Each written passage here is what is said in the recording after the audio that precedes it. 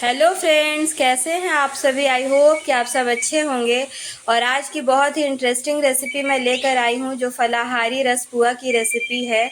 और बनाना बहुत ही आसान है इसे। और आप जब इसे बनाएंगे खाएंगे आपको फील ही नहीं होगा कि ये रसपुआ आपने साबूदाने से बनाया है।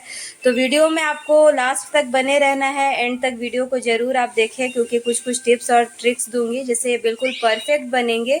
और एक नहीं दो दो रेसिपी हम बनाएंगे, साबूदाने का रसपुआ और साथ ही साबूदाने की खीर।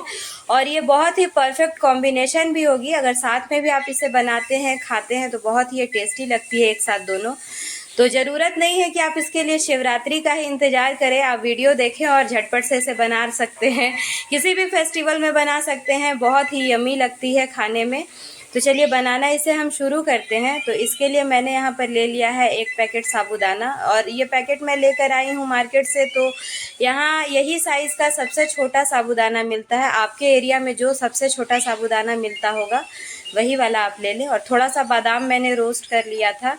वो इसलिए रोस्ट कर लिया था कि फलाहारी में थोड़ा बादाम या मखाना भून कर अगर आप खाते हैं तो वो टेस्टी लगता है। इस रेसिपी में इसकी कोई ज़रूरत नहीं है, अगर आप नहीं चाहें तो नहीं भी ले सकते हैं इसे। तो यहाँ मैंने ले लिया है 2 कप, और दोनों कप में अलग अलग साबूदाना डाल लिया है। दोनों रेसिपी के लिए लिया है मैंने, मेजरमेंट के लिए नहीं लिया है, बस इसी तरह लिया है कि दोनों कप से मैं अलग अलग रेसिपी बनाऊंगी।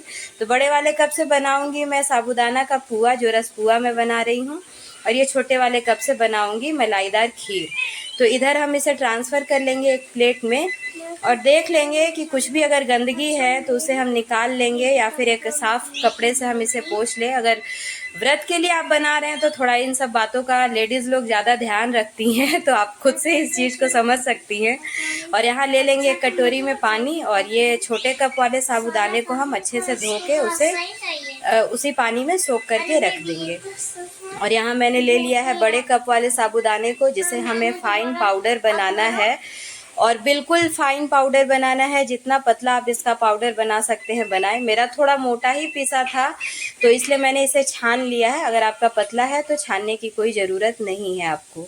और इधर ले लेंगे एक कढ़ाई, उसमें बना लेंगे चाशनी।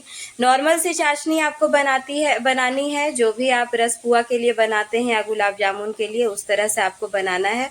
और थोड़ा सा इलायची डाल देंगे ताकि टेस्ट अच्छा आए। नहीं चाहते हैं तो नहीं भी डाल सकते हैं, मेरे पास थी तो मैंने डाल दी। और इस तरह से मेरा चाशनी इधर तैयार हो गया था। और इस पाउडर को अब हम डाल देंगे एक कटोरे के अंदर, और इसे हम घोल लेंगे। तो पहली टिप्स यही है फ्रेंड्स कि जब भी आप इस पाउडर को घोलें तो ये घोल के आप रखेंगे तो ये थोड़ी गाढ़ी होती चली जाएगी। जितना देर आप इसको छोड़ेंगे ये गाढ़ी होती चली जाएगी। तो जब भी हम दोबारा से पैन में पुआ को बनाएंगे तो थोड़ा थोड़ा पानी या दूध ऐड करके एक बार विस्कर से घोल लेंगे, और उसके बाद ही पुआ को दोबारा से हम बनाएंगे। तो ये तो मेरा पहला बैच के लिए मैं बना रही हूँ। और इस तरह से हमें रखना है अपने पुए के घोल को, ना ज़्यादा पतला ना ज़्यादा मोटा। और यहाँ पर ले लेंगे एक फ्राइंग पैन। दूसरी टिप्स ये है कि ये पुआ जो आपका बनेगा ये फ्राइंग पैन में ही बनेगा। कैसा भी फ्राइंग पैन या तवा हो, मोटा पतला जिसमें भी हो, लेकिन वो नॉन स्टिक होना चाहिए, तभी आपका ये जो पुआ है वो कम घी या तेल में बनेगा।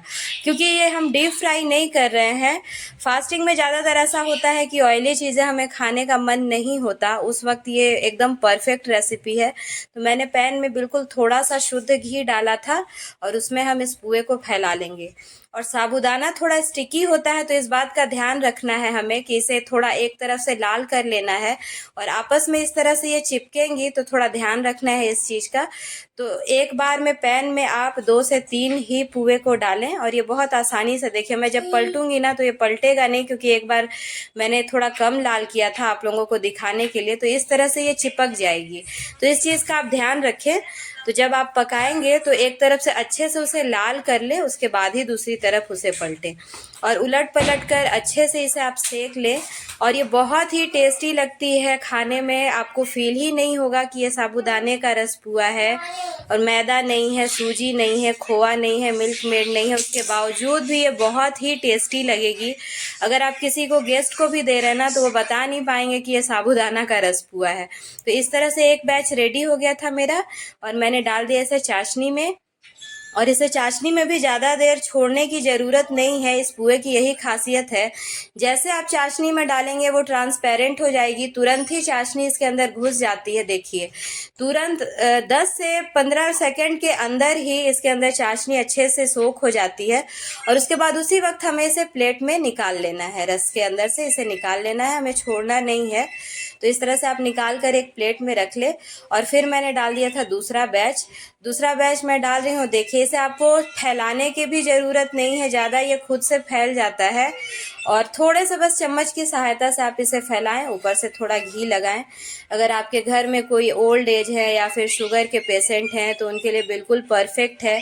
जैसे मेरी ही सासू माँ को शुगर है और उनको मीठा बहुत पसंद है, तो वो कभी कभी नहीं खा पाती हैं, तो ये बहुत ही कम चीनी में बनने वाला रसपुआ है। और ना मैदा है ना सूजी है, तो तेल भी बहुत कम लगता है। तो एक तो मैंने आपको फलाहारी बता दिया, और दूसरे में मैंने आपको पाउडर मिल्क इसलिए मिलाकर दिखाया है कि अगर आप अदर डे में बना रहे हैं और आपको और भी टेस्टी इसे बनाना है तो पाउडर मिल्क आप उसमें मिलाकर बनाएं, इसका टेस्ट और भी बढ़ जाता है। तो फास्टिंग में अगर आप पाउडर मिल्क डाल के कोई चीज़ बनाते हैं तो आप बना सकते हैं, नहीं तो फिर आप इसे स्किप कर दें। तो इसलिए मैंने दोनों तरीके से आपको बता दिया है। और इस तरह से पुए पे जब बबल्स आने लगते हैं ना, तो इट मीन्स कि आपका जो पुआ है ना बहुत अच्छे से इसके अंदर रस घुस जाएगा और बहुत अच्छा ये बनेगा। देखिए इस तरह से मैंने चम्मच से भी पलट के आपको दिखा दिया है।